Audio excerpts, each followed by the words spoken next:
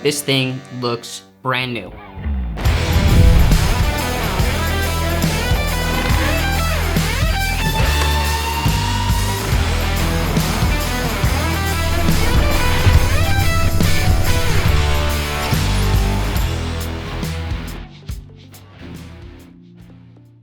So you just picked up a bike on Craigslist, or you decided to pull out that project that's been sitting in the garage for the last 10 years. You run down to your local auto parts store, grab a fresh battery, throw it in, and just run that new battery until there's no juice left. The engine turns over, but there's no sign of firing at all. In most cases, if the bike was running before and you go to start it and it doesn't want to start anymore, you're most likely gonna have to do a carb clean. But before you run out to the garage and rip into those carburetors, there's a few things that you should check first. Let's start with the basics. In order for an engine to run, it needs 3 things: fuel, compression, and ignition or spark. When troubleshooting a bike, I always start with the ignition system. If you have no spark, nothing's gonna work. So the first thing I start with is checking the battery. You always wanna make sure that you have 12 volts ready to go and that the battery is fully charged. This can be done with a multimeter.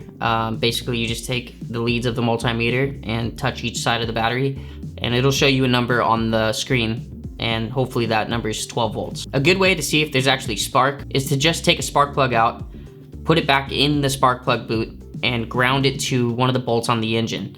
Now you can kick the bike or hit the start button, and you should visibly be able to see a spark from the spark plug.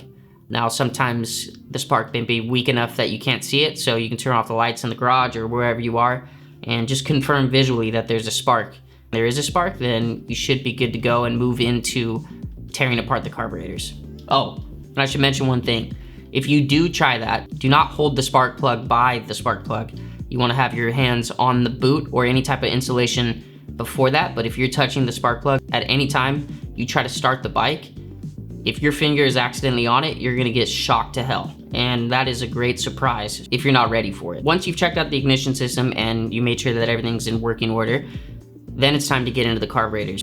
Carburetors deliver a specific fuel mixture to the cylinders. This mixture is usually controlled by jets, which have precision-sized holes drilled into them, and they actually meter the fuel that's allowed to come up through the float bowl, mix with air, and be injected into the cylinders. Fuel from the gas tank travels through the petcock and into the float bowl.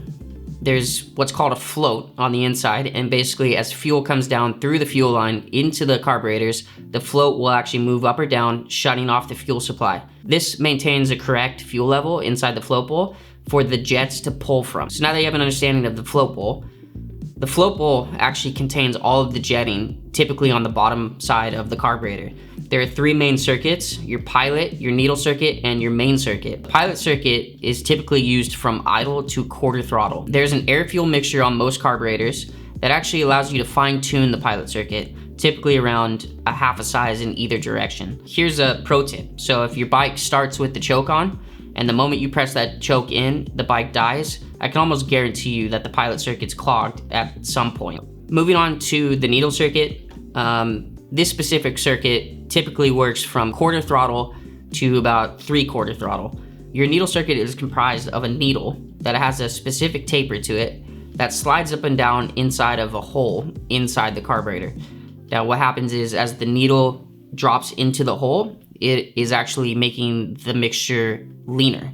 As it pulls out of the hole, the taper of the needle gets smaller and you're actually getting richer.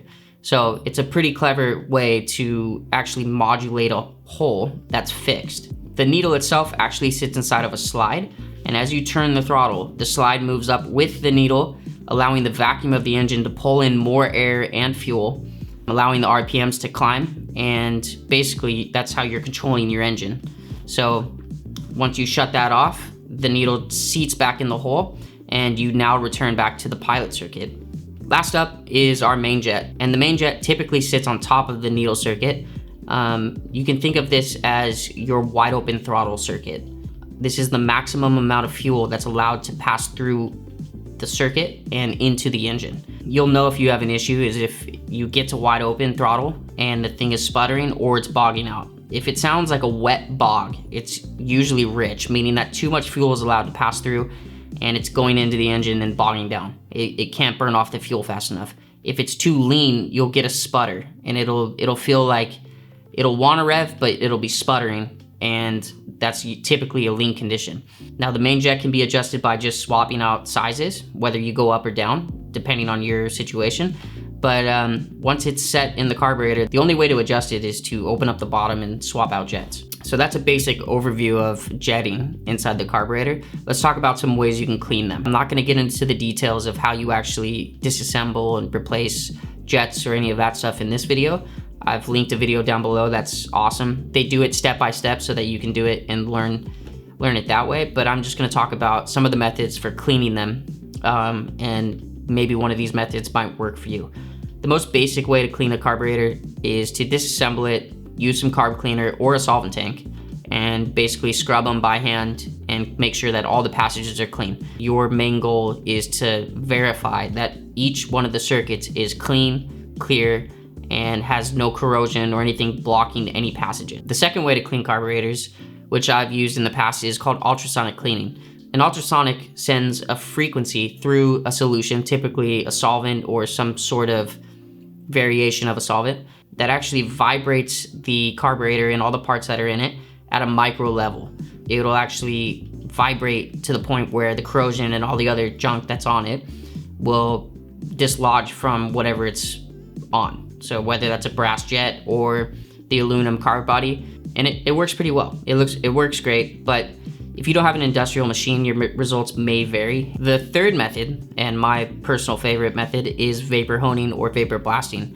Vapor blasting will basically make any of your parts look brand new. And it's unbelievable what it does to aluminum parts and brass parts.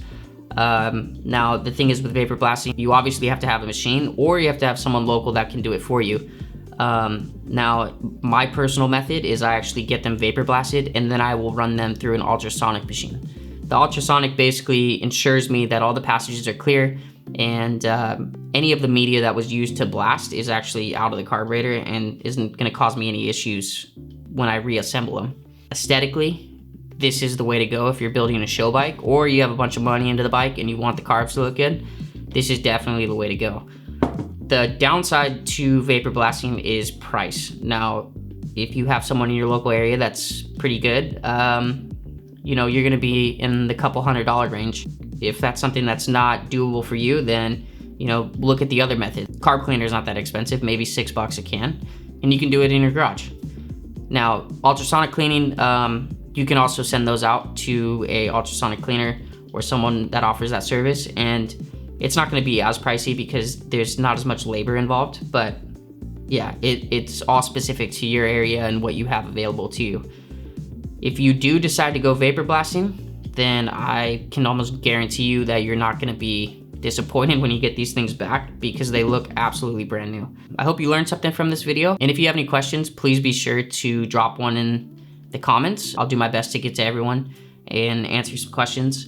But yeah, if you like this video and you learned something, please make sure to subscribe. And until next time, see ya.